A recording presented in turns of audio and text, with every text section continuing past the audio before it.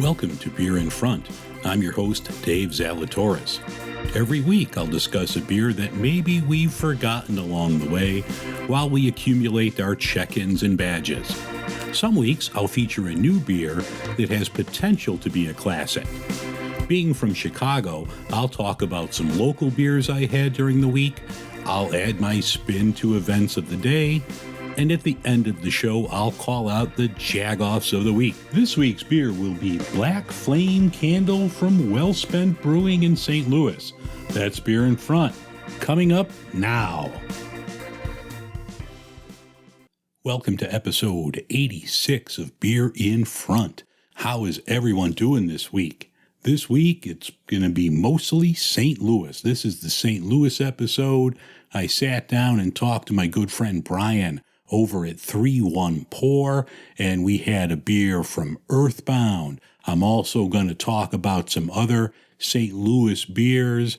So this will be the St. Louis episode. I even found some St. Louis Jag-Offs, so stay tuned for that. Normally each show you hear an advertisement for Podgo or Stamps.com or one of the other companies that is associated with them. Podgo is being sold to another company, and it looks like they're not going to support the smaller shows. So this will be ad-free coming up in the next couple of weeks. It didn't provide a lot of money, but it was a little. So there are ways to support the podcast if you wish. If you go to patreon.com/beerinfront, you could support the show there. Or there are other ways. If you just go to beerinfront.com, you could find other ways to support the show there, and I do thank you very much. Last Friday, the YouTube show Rob from the Internet Talks Beer had me on, and we discussed some good beer, so please check out Rob from the Internet Talks Beer. Also later this weekend, I'm going to be guesting on the Geeks with Shields podcast. Not quite sure when that episode will drop. We're recording this segment this weekend, so I'll let you know when that segment comes out. All right, we got a big show coming up, so let's get right to it. In beer news this week, there was a good article by Jen Scarrett, I hope I pronounced her name right, in Bloomberg last week about the cost of barley and aluminum and how it's going to affect beer drinkers moving forward. The barley crop this year was the smallest in the United States since the end of Prohibition back in 1934. Now, in fairness, the crop numbers have been slowly decreasing since its peak back in the mid-80s. But 2021 stopped a 4-year trend of upward barley crop. So they've been rising for 4 years up until now. In Europe, the barley for this season, the crop was reduced as well. And there are many reasons for this. Dry weather that's wrecking the crops. You have shipping log jams and a labor shortage thanks to the government in 2020 ignoring a global pandemic and think it'll just run its course if you take bleach. But after 750,000 deaths in the U.S., there's a worker shortage. Go figure. So that's attributing to the cost as well. You don't have as many workers. This probably could not have come at the worst time for a beer industry that was starting to recover. Beer was starting to bounce back in the first half of 2021, having a 7.5% increase in volume over the same time in 2020. Compared to 2019, though, overall volume is still down almost 6%. And it's not only barley that's down. The quality of the barley is going to be affected as well. There's going to be a fight at the bat rack for the premium barley, which is only going to drive the cost up even more. And I could only assume the breweries with the deeper pockets are going to be able to afford the premium barley. And it's not just that, it's aluminum. The cost of aluminum is going up as well. The global price is the highest in 13 years, and shipping costs are at a record high as well. Now, according to this Bloomberg article, some manufacturers are importing cans from Brazil, from Asia, from Saudi Arabia, And that can't be cheap to ship those cans over to the U.S. AB InBev is going to start raising its prices around the world, and so far they haven't raised the prices yet in the U.S., but you can only imagine that's coming. Heineken, Sam Adams, they're also planning to raise prices to offset the cost of barley and aluminum. Large breweries will probably not feel the crunch as much as your neighborhood small brewery, but I mean, let's be honest, someone's going to have to pay for this. It's either going to be the breweries are going to have to cut into their already small margins, or, us as a consumer, we're going to have to start paying more for beer. If you live in Wisconsin, Miller High Life and Lakefront are collaborating with a new beer called the Juicy Life. It's only available in Wisconsin. This looks intriguing. So if you're in Wisconsin, make sure you grab the Juicy Life.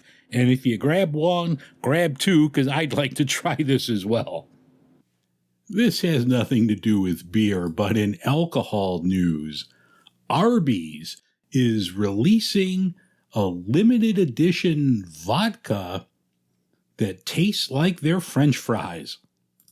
The article was on Yahoo Finance, and it didn't specify who was making the vodka, but there's going to be two versions. Their crinkle fry vodka and a curly fry vodka. And I'm like, I wouldn't mind trying it. But it's $60 a bottle. Who's going to spend $60? Someone's going to do it. But it's $60. So if you want crinkle fry vodka, you're going to drop $60 for a bottle of this. If you go to arbysvodka.com on November 18th and 22nd, you will be able to purchase the vodka. Oh, but wait, there's more. The one show where I have everything recorded and edited ahead of the Wednesday drop. Big breaking beer news happens on Wednesday morning. Legendary craft beer maker Bell's is joining forces with New Belgium. Now, New Belgium is owned by Lion, which is an Australian company, which is owned by Kirin, a Japanese company. How this is going to affect everything, it doesn't look like anything is going to change from the early reports, and this just came out, but from the press release, from the article and video that Bell's founder Larry Bell put out, everything is going to stay the same. Everything is still going to be brewed in Kalamazoo and in Escanaba, Michigan. So it doesn't look like anything will change as far as Bell's, the brewery, the beers that come out, anything like that. Like I said, this is just still breaking news, but it appears that everything is going to stay status quo for now. Larry Bell, he said it was time to retire. So good for him. Thank you, Larry, for everything you've done for craft beer. The craft beer world would not be the same without you, without Bell's. So thank you for everything. Congratulations on your sale. Godspeed.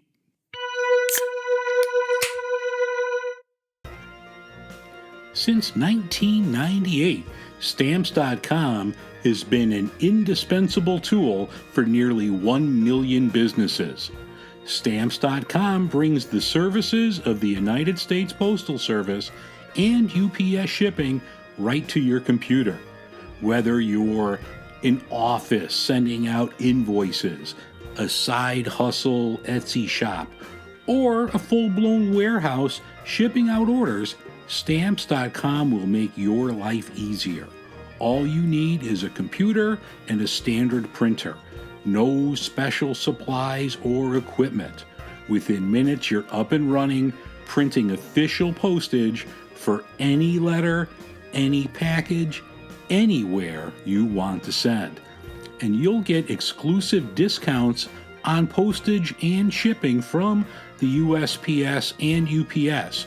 Once your mail is ready, just schedule a pickup or you could drop it off. You don't have to wait in line at the post office, just drop it off. Cut the confusion out of shipping with Stamps.com new Rate Advisor tool. You can compare shipping rates and timelines to easily find the best option. Save time and money with Stamps.com. There's no risk, and with my promo code POD, you get a special offer that includes a 4-week trial plus free postage and a digital scale. There's no long-term commitments or contracts. Just go to Stamps.com, click on the microphone at the top of the homepage, and type in POD. That's Stamps.com, promo code POD. Stamps.com, never go to the post office again. Welcome back to Beer in Front, the St. Louis edition. I'm happy to have back on my good friend Brian from 3-1 Pour. We're going to talk some St. Louis beers. We're going to have a Rhu Bee, and he has welcomed me. So I'm now a St. Louis Blues fan. So he has welcomed me into the St. Louis family, and I'll be having fried ravioli soon. Brian, how's it going tonight? Going good, Dave. How are you? I'm well, thanks. You are one of the top people in the St. Louis beer scene. How's everything going down there? What's happening in the St. Louis beer scene? Anything happen over the weekend? Oh, funny you should ask. We actually had a great little festival from a small little brewery you may have heard of, Second Shift. They had their first festival in almost 2 years. Cask Festival made its return, brought a lot of breweries from Chicago, all over the states. We had some Charlotte breweries, we had Ohio, a lot of places were represented and had some great beers. So it was definitely a fun time. Libby and team did an excellent job, and looking forward to Kreider Fest when that is officially announced in 2022. Sounds good. I know one of these days it's been years since I've been to St. Louis, so we'll definitely have to make our way down. I think the last time I was there was the last year of Busch Stadium, so I don't know if that was like 2005, 2006. So yeah, it's been a while since I've been there. Yeah, definitely. I think it was 2005. I think the inaugural season was 2006. So yeah, that's definitely been a while, Dave. I think you're overdue for a trip. I'm overdue for a trip. Well, you were kind enough to send me a few beers, a couple from Wellspent that I'm going to talk about later on the Beer in Front, because this is all St. Louis. So I'm having the Wellspent you sent me. I'm having the Second Shift. This one that you sent was from Earthbound. This is called Rhu Bee, which of course I like the name. This is in collaboration with the Pink Boot Society in St. Louis, so it's a great cause. This has lactose, so I might have to cut the interview short, but we're going to give it a try. Surprisingly enough, it's not that prominent. At least I feel it's not. All right, well, let's crack this open and try it. A little on the screen. That's okay. It's an audio podcast. Oh, that's a really cool color. Yeah, it is. Definitely a little slight hint of pink. Kind of paying tribute to the whole Pink Boots STL. Mm-hmm. Nice aroma. It's very I get a tartness from the aroma. That's good. Yeah, it's definitely, the lactose is there. You can tell it's there, but it's definitely not a overpowering flavor like some places do. Yeah, I mean, I get more, for me, I mean, your mileage may vary, but the thing that hits me is the rhubarb on that. Yeah, the rhubarb, I think, is the most prominent. I do get a little honey, the cherry kind of on just a little. The cherry is pretty subtle, but yeah, the honey and the rhubarb are really what stand out for me. So definitely is a unique beer. Something you don't see a lot of is rhubarb. A rhubarb in a New England IPA. It's definitely an interesting combo. Definitely. It is an odd one, but it works well. Yeah, that's very good. I thank you for sending me that. No worries. Earthbound, they've been around since 2014. What kind of brewery, what kind of beers do they normally put out? So they are kind of all over the board. As I mentioned earlier, they're kind of one of the only breweries that does a Gruit in St. Louis, which is really a kind of hard to find style anymore. They're not afraid to kind of pick some unique ingredients. The brewery itself is phenomenal. It's located in the old Cherokee Street Brewing, the only remaining facility of the Cherokee Street Brewing Company from way back in the day. And it's actually one of the only breweries in St. Louis that you can still actually go into the beer cellars underground where they used to keep the beer cold back in the early 1800s. So it's a cool venue, floating ceiling, which is really kind of cool. This is second floor is kind of suspended from the inside, and yeah, they've just been slowly growing. I think it was probably, forgive me, I don't have the exact date here, but I think it was about 4 years ago when they moved from their original location, which was maybe a 4 to 8 seat tap room. And they moved about 500-600 feet down the street into their current location, which is a really fun little brewery right on Cherokee Street in St. Louis. So Yeah, I was reading the new places. They renovated, they did everything by hand. It was a 150-year-old brewery, and they totally did everything by hand, including the lagering cellars down below. yep, the lagering cellars are very cool. I actually posted some photos a few weeks back on Instagram of the lagering cellar, which is dug out entirely by hand. And there's actually a room below the room that they dug out. However, I don't see them ever digging that out again based on the amount of work that they had to do doing that. So yeah, it's a cool venue. Definitely worth checking out. They do some great beers. They're not afraid to kind of get a little quirky. Rhubarb, cherry, honey. That's things you don't usually see in an IPA. I'm trying to think of some of the others that they've done that have been just kind of off the wall. But yeah, they make a great Pilsner. Their Toastbusters is one of their breakfast stouts that was really good. Not a bad beer that I've had. It's definitely a fun place. But yeah, the building itself is very cool. And definitely, I think Saturdays they do tours, and they are worth checking out if you're in the area. Now, when you were on in March, the beer that you mentioned, I forget the name, but I know it was from Wellspent, and it was a Saison. And you sent me a couple other Wellspents. And I know from hearing you and seeing you on social media, you always talk up Wellspent and Second Shift and, a lot of the other breweries there. But like back to Wellspent, what can you tell people about that brewery that they may not know about? So, they did win for actually several beers, I believe. I'm drawing a blank on the names, but they did just win at Fobab last year. But yeah, Wellspent's a unique little brewery. They've been open for about 4 years. They're located in an old movie theater that used to be, actually, some of their beers are named after it. Bonanza Theater is one of them. But yeah, they just kind of focus on some classic styles. They do have some fruited.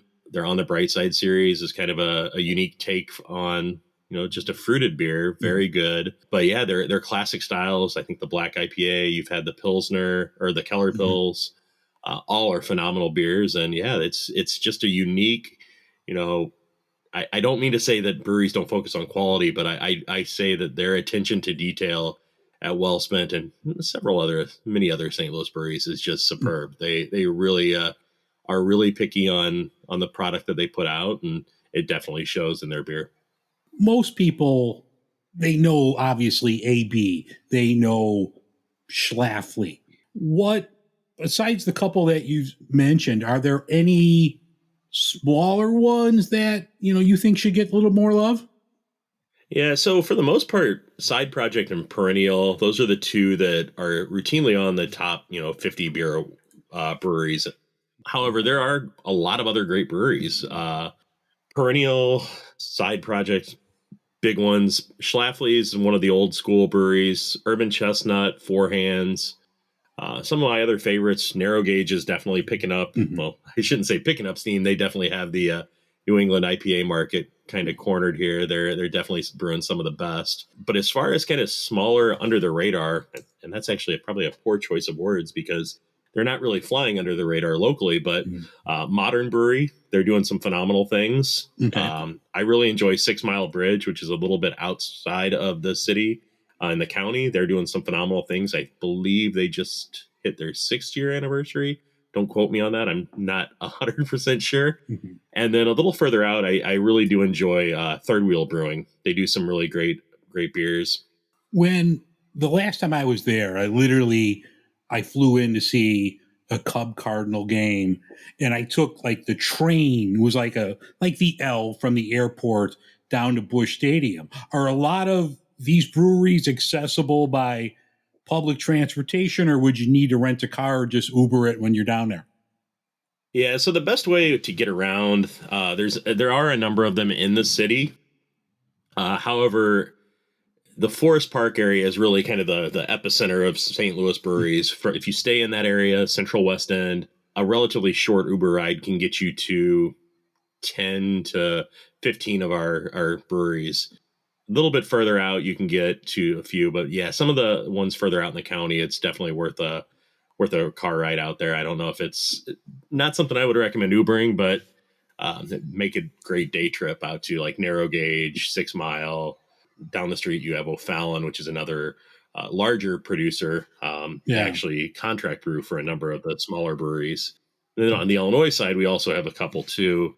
Old Herald is actually one that's picking up some steam. They've been 2 years. Maybe it's, 2 years. Recess is just one in Edwardsville, just across, that just transferred over to new ownership. And I'm expecting some big things from them as they kind of continue to grow. There's a couple others opening up on the Illinois side too. So yeah, the next year is going to be really interesting to see kind of who expands, who opens up. There's a couple of things kind of on the radar for breweries expanding. Unfortunately, I don't want to say anything that may put somebody in a position that kind of No one listens to the show. Don't worry about it. Well, we recently had, so Heavy Riff, that's one I failed to mention. Heavy Riff is a phenomenal brewery. The local news actually just posted a story saying that they were looking to expand and move into South City from Dogtown, which is essentially just another neighborhood locally. Mhm. They preemptively got the story, ran with it before even Heavy Riff was planning on making the announcement. Nothing was finalized. So that, I feel things like that when people get news before breweries actually drop it can, maybe even compromise their plans for expansion. So I heard a little bit about some things happening yesterday, but we'll just wait until those breweries drop that news. So, well, needless to say, it'll be exciting. I'm looking forward to what 2022 has ahead. Oh, and how could I forget Civil Life? Civil Life is a phenomenal local brewery. Their patio is undergoing some construction right now, and they'll probably be seeing I'm hoping it'll open by end of year. I'm not that optimistic, but yeah, Civil Life does some phenomenal beers. Are there, I mean, like I said, it's been forever since I was there. And there, at the time, or I didn't get good information, there were really no good beer bars. So I think we wound up going to Ozzie Smith had a sports bar. I think we wound up going there. Are there any like places like a Promiscuous or a really good beer bar that people could sample everything from St. Louis? So yeah, we actually have a couple places. ITAP is the largest. It's a local, and it's not just St. Louis beers. They have beer from all over. Yeah. They have a location in the Delmar Loop, and they have one in the Soulard neighborhood, closer just outside of downtown. We have another one, Giesling Tap House, which is in the Grove, right down the street from Rockwell, and kind of right in between Rockwell and Urban Chestnut. Both are great spots. The other one that I can't forget to mention is Hop House. STL Hop Shop. Sorry, we have a few here. That's a great local bottle shop. They focus a lot on local beers, and they're actually located right down the street from Earthbound on Cherokee. That hop shop, I think, didn't they do something with narrow gauge? I know Virginia brought me a couple, and I believe that hop shop sounds familiar, and that was excellent. They did. Yeah, so yeah, they did a collab with Narrow Gauge. They did two beers. One, I believe, was a fruited beer, and one was a hazy New England IPA. Yeah. Both were excellent beers. I'm not sure which one you had, but you couldn't go wrong with either one. Yeah, I had two of them, and yeah, they were both fantastic. Like, I would definitely go back and pick that up. And just going online, that hop shop looked very cool. Like, oh, this would be a place I would go to. Yeah, it's a smaller venue in comparison to, iTap, things like that. They only have a couple beers on tap, but they do have a fairly large refrigerated section, and they have a lot of stuff that you could easily grab to go. I know Virginia at Beer Miscuous did stop in and managed to bring home some goodies from St. Louis on the way back. So, yeah, there's some great guys running that. So, yeah, that Cherokee Street, you can get to a couple. You're also right down the street from Bluewood, which is another great brewery. Yeah, it really doesn't take much to hop around locally and get from one brewery to the other. Well, Brian, I thank you so much for coming on, talking to me about St. Louis. When people go there, they should definitely look you up. Where can people find you? Or even if they had like a question, like where should I go to? Or which one of these is better? Where can people find you? Yeah, the easiest way, Twitter, Facebook, Instagram at 3THREEONEPOUR. Any of those platforms work. Usually most active on Twitter, but feel free to reach out on any of the applications. Brian, thank you so much. I know Rhu Bee and I are going to have to drive down there with Moira Rose, so hopefully she'll get along with the dogs in St. Louis. I want to thank you for sending me the Rhu Bee. This is a great beer. Thank you for the Wellspent, and you also sent over a perennial that was fantastic. I hope you're enjoying the Chicago beers. And once again, find Brian on all social media at 3THREE1ONE, pour, POUR. You could also get this in the show notes, so if you're driving, don't write it down while you're driving. Just look at the show notes. Brian, thank you so much again, brother. We'll talk to you down the road. No problem. Thanks, Dave. Have a good one.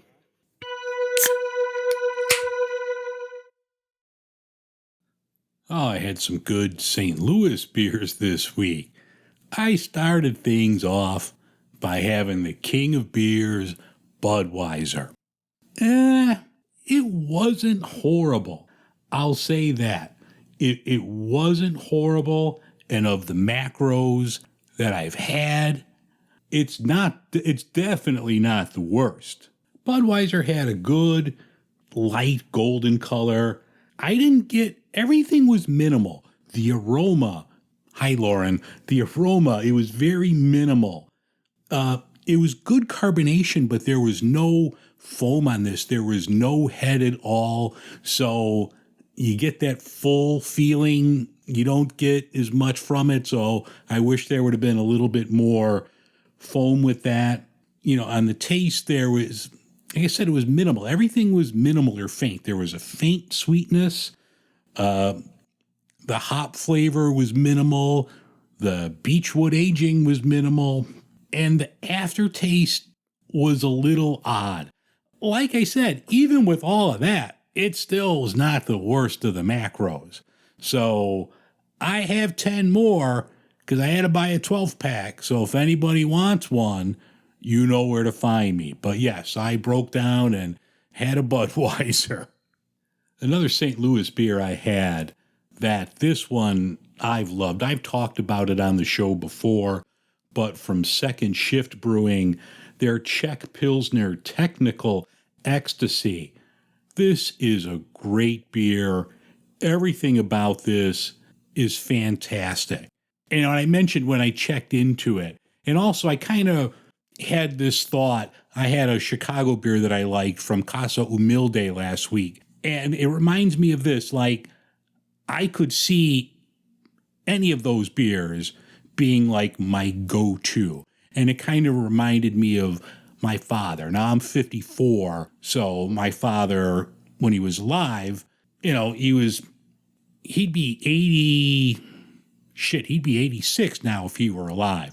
But, he was set in his ways, and he drank Strohs or old style, but it was mostly Strohs. And I think people of that generation before craft beer had their brand, and that was what they drank.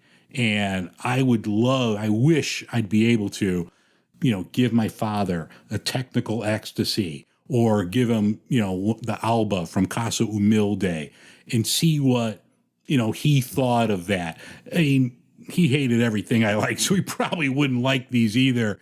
But it'd be interesting to see somebody that, that's all they drank and they were a diehard, whatever, if they were a Budweiser or, Stroh's like my father, what they would think of the newer craft beer versions of, a great Pilsner. But no, Second Shift Technical Ecstasy is available in the Chicago area. So for my Chicago listeners, go grab it. It's a wonderful beer.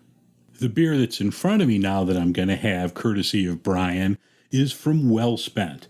This is Black Flame Candle. This is an American IPA, clocks in at 6.5% alcohol. I've been looking forward to having this. One thing before I open it. Wellspent, I love the artwork on the can. The design is great. The colors with the black, the white, and the bronze. It's wonderful. This is a very appealing looking beer, and I just want to give them props for great artwork on the can. But let's crack this open and have it. Once again, this is Wellspent's Black Flame Candle.